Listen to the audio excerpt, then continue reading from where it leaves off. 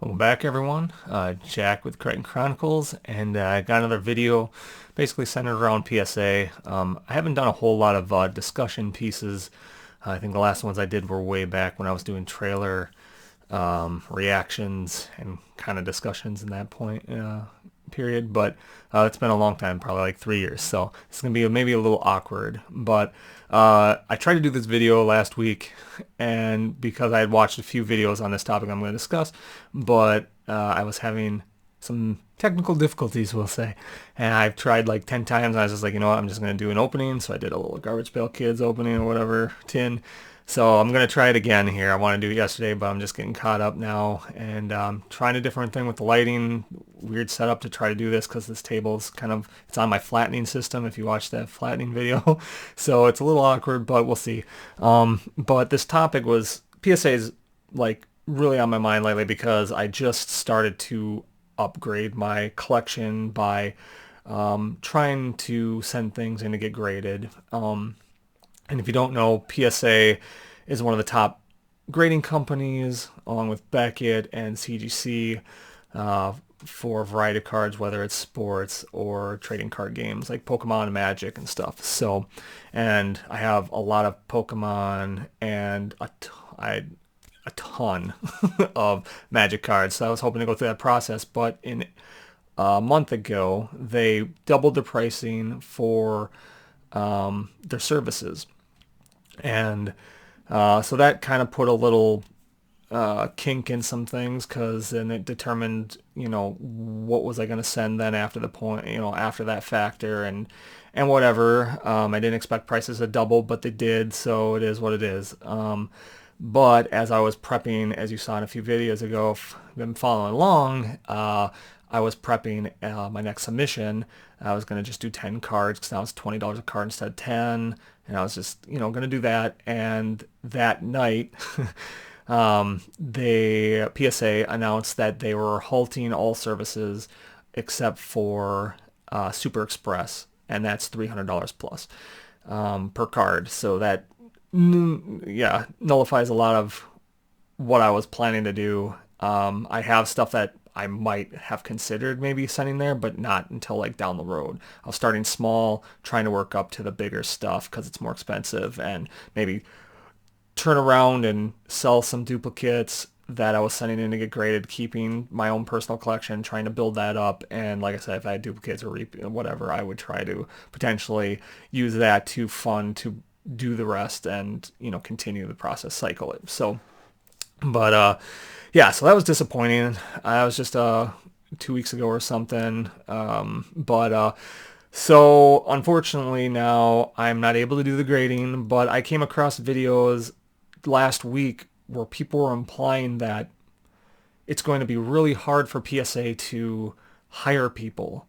And the reasonings were it's a very niche job, which I would say that, yeah, that's true. But then they were talking like it'll take months and months and months for them to perfect, or for them to be able to do the job and do all this stuff. And I found that kind of odd. Like, I mean, any job or anything, the longer you are and the more you do, the better you get or whatever. But, they're talking like, you need a particular set of skills to do this job, to do grading. And I'm like, are they expecting like the Liam Neesons of like the grading world to like, or whatever? And that would be great because, yeah, if you had someone of that caliber, then, you'd be getting like some top-notch grading service probably done. But that's just not the case. And I just don't understand where the thought process is. And not granted, I haven't researched this. I was going to, but it's just been on my mind. And yeah, I should have now researched because it's been a week. But I still find it kind of odd that is kind of a point of contention, because I feel like, one, PSA said they were already hiring a ton of other people. So is CGC and some of these others, SGC or whatever. All these companies, grading companies, have been expanding. They've actually said they've hired quite a number of people, plus, bought more space for for the facilities and everything to, accommodate catching up with their back stock and their backlog so which is why they are now suspending services, so they can try to catch up, because wait times and turnaround times are just insane.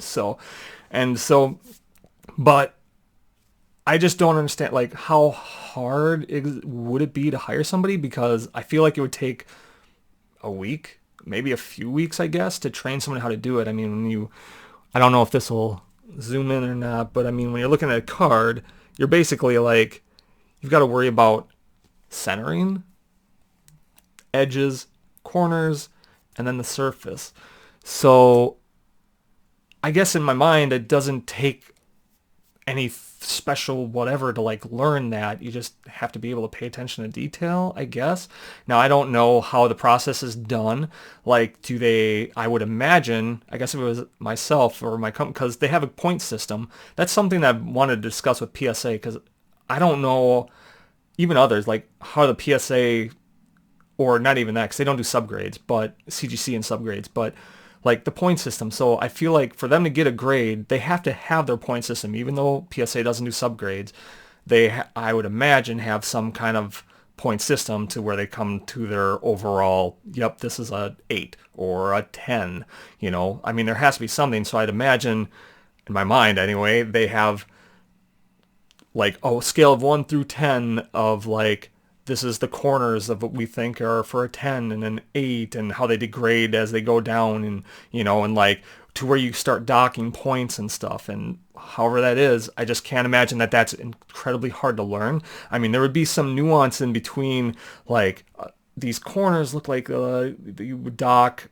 Could you dock 2 points or 1.5 or whatever? Because now they're doing half grades at PSA 2. So whatever it is, but I don't feel like it'd be that hard to learn. And so when some fairly prominent content creators in the Pokemon and YouTube community are discussing or putting out there that it would be really hard and it would take months and months to learn, it just kind of confuses me. So because you have, on top of that, like, I don't think it would take that long. Hopefully, like I said, they have a grading system, just like anywhere you go when you send stuff into a company for like where they buy your products, whether it's Magic cards or whatever, or when you're selling it, just a lot of times you'll have like a grading system. They'll tell you like, this is light play, this is what it looks moderate play. They have like generic, but like PSA has like a whole grading scale, 1 through 10. I don't know if the other sites do that as well, but on PSA you can see what, I think it's like a Mickey Mantle card or whatever. You can see what the gradings are, so you have a fairly good idea. But the thing is like, there's multitude of videos of people pre-grading cards.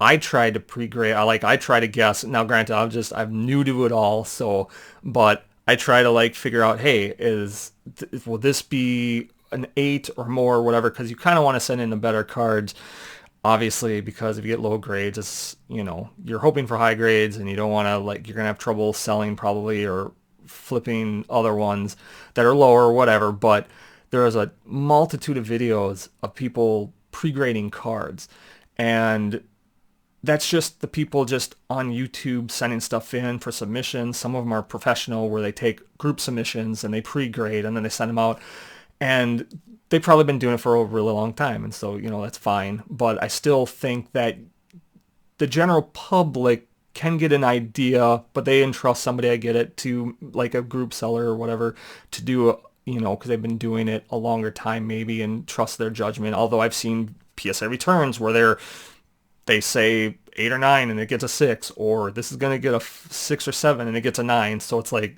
whatever.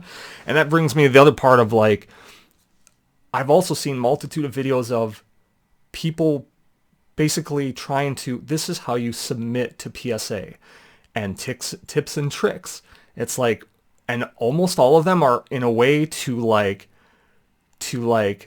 gain favor with the graders who are potentially grading your card, like, or trying to trick them. Do your worst first. And I even mentioned in one of my first videos, my first PSA submission video, like, I messed it up in my mind because I went backwards. I accidentally did it backwards. So I had like the stuff I'd rather have graded last be graded first. But it was on these tips and tricks of like suggestions from other YouTubers and stuff. And there's a lot of them. I watched a ton of videos on it, and they all seem to imply that like you want to make it easier for the grader. Like, so I'm like, if you don't have a tab, like on your cards for, let me just grab this real quick, you know, like if you don't have this tab here to make it easier for the grader to pull out, are they going to get upset with you? If they haven't had their coffee that day, are they going to totally blow you off and you should get an 8 maybe, but they'll just say, screw it, we'll give you 7 or a 6 and, you know, deal with it. Like, in my mind, it's like, well, there's so many videos basically implying that people who have been with PSA for years, if not decade plus, whatever, I don't even know how long they've been around, to be honest,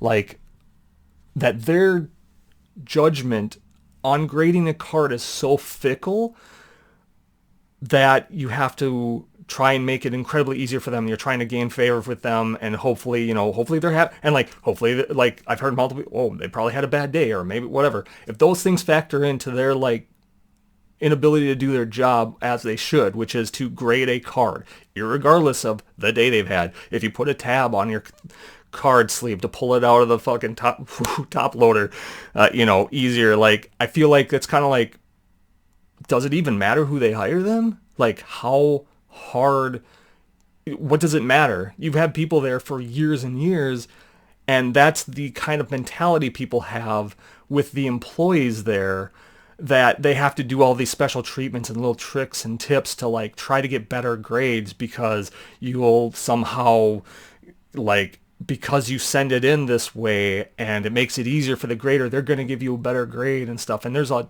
like I said, there's a ton of videos discussing this. And when PSA come back, like returns, how they talk about how, oh, this grader must have been pissed off, or maybe they had a bad day, or this and that. It's like all these little facets that seem to play into how a grader's going to grade your card rather than just their job of like grading the card. Regardless of how their day has been or life situation or whatever the heck they have going on. And I get it. I feel like there would be, like I said, that nuance. Like somebody might look and they might like think, okay, this docks, you know, certain amount of points because of this edge wear, you know, but it's like, how much edge wear could it go to where it docks even more points? So there's going to be that where people are going to like, you know, their employees are going to have to judge that. And like I said, I wish there were, I don't know, maybe there is something that goes into fine detail about like what the process is and what they have to do. But I do not think that there should be any problems with PSA being able to hire people beyond the fact that what I do agree with is it being niche, and that would be a problem for like, you want people in the hobby will know about grading. That's where I feel it'd be harder. It'd be people not knowing about the job opportunity presented for them to, you know, be hired on by PSA because they're just not aware of it. The general public who aren't in the hobby don't know about grading cards. Even people in the hobby don't necessarily know about it, especially casual players and whatever. For a long time, I had no clue about grading. In Magic and stuff, I had seen some, and it was just kind of in the peripheral or whatever, but now I'm really wanting to get into it and want to grade stuff and grade my collection and stuff like that. So now I'm like hyper aware of it. So I've watched all these videos and all that stuff. So, you know, it would be easiest to find people within the hobby who have experience with it to jump into it, but that's only because they're going to be more aware of it, more likely than not, compared to the public, general public. They're just not going to know. So in that sense, I could see it being an issue. Not, it's going to be really hard to figure out how to grade a card. I don't know. I think when you send them in, they test it, or they have someone verify that what you said the card was is correct and accurate. Then it goes off through grading, and it's like 2 people look at your card, and then if there's a difference in their opinion, then a third comes in. But yeah, then it's cased and whatever. I would feel there could be some difficulties in maybe verifying authenticity of a card, like making sure it's not a counterfeit or fake. Now, the counterfeits that I've seen are very blatant, but there are probably really good ones.